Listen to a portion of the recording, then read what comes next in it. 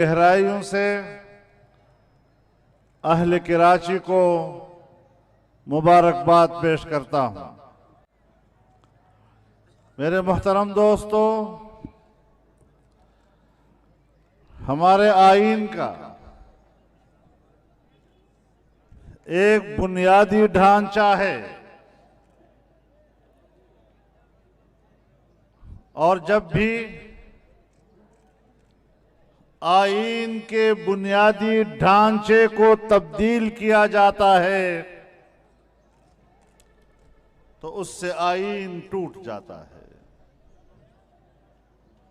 फिर नई आईन साज असेंबली बनानी पड़ती है और असर नौ आईन कौम को दिया जाता है। हमारे इस आईन को जो पार्लियामेंट ने 1973 में इत्तेफाक राय से पास किया था,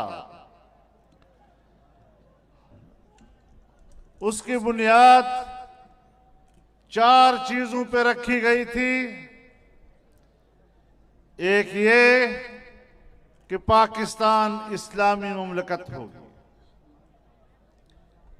यानी ये मुल्क सेकुलर स्टेट नहीं होगा बल्कि इस्लामी स्टेट होगा और इस्लाम को पाकिस्तान का ममलकती मजहब करार दिया गया था।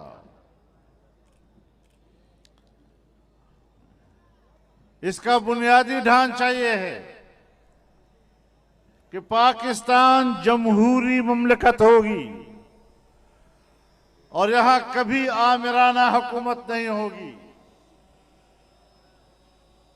इसका बुनियादी ढांचा ये था कि यहां पर विफाकी निजाम होगा और उस निजाम के नीचे वहदतें होंगी। आज पाकिस्तान का विफाक और उस विफाक के नीचे सूबा जाती निजाम, इसका मतलब यह है कि यहां वन यूनिट नहीं होगा, सूबे होंगे और बाइख्तियार होंगे। और चौथी बात यह कि इस मुल्क का निजाम पार्लिमानी होगा, अवाम के मुंतखब नुमाइंदों की वसातत से पार्लियामेंट की बारादस्ती होगी, हुक्मरानी का हक पार्लियामेंट को होगा और यहां पर कोई सदारती निजाम नहीं होगा।